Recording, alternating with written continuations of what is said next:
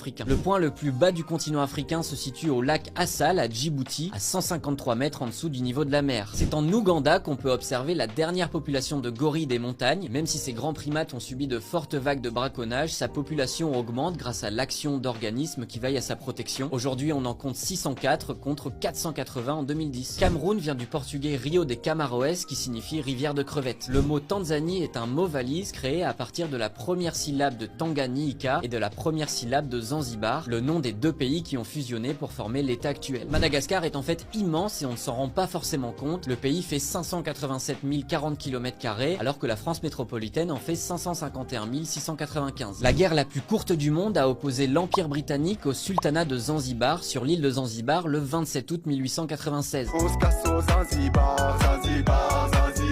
Le combat a commencé à 9h02 et s'est terminé par une victoire britannique à 9h40, soit seulement 38 minutes. La fourmi argentée du Sahara est la fourmi la plus rapide au monde avec une vitesse de 85 cm par seconde. Retranscrit à échelle humaine, cette fourmi va en fait 10 fois plus vite qu'Usain Bolt. Tu le sais peut-être pas, mais le Nigeria dispose de la deuxième industrie cinématographique au monde en termes de films produits, avec 1600 films par an. La première, ça reste Bollywood, l'industrie indienne, et la troisième, Hollywood. En termes de budget, par contre, ça représente 21 millions de dollars par an, alors que le film Fast 10 a coûté à lui seul 340 millions de dollars. La grande mosquée de Djenné au Mali est le plus grand bâtiment en terre crue au monde et le rendu est hyper impressionnant comme tu peux le voir à l'écran. Le haut barrage d'Assoua en Égypte est l'une des plus grandes œuvres de l'ingénierie du XXe siècle. Il a été construit dans les années 70 pour dompter le débit du Nil et est à l'origine du lac Nasser qui fait plus de 500 km de long et 15 km de large, ce qui en fait le plus grand lac artificiel du monde. Jusqu'en 2011, la Libye avait le seul drapeau unicolore au monde et il était tout vert. Aujourd'hui, il ressemble à ça. Tu l'as peut-être déjà remarqué, mais de nombreuses cartes coupent le Maroc en deux avec une ligne en pointillé, et ça c'est à cause de la question du Sahara occidental. Le Maroc revendique la souveraineté de cette région, mais le Front Polisario, un mouvement indépendantiste, lutte pour l'indépendance du Sahara occidental. Et selon les visions politiques et les perspectives sur le conflit, les cartographes font le choix ou non de scinder le Maroc en deux. L'île d'Ukerewe appartient à la Tanzanie, c'est la plus grande île du lac Victoria, et c'est surtout devenu une île refuge pour les albinos qui sont victimes de violences et même de meurtres dans les pays alentours. Le Golden Jubilee est le plus gros diamant facetté du monde et il a été découvert en Afrique du Sud. Le Yukunkun, le plus gros diamant du monde,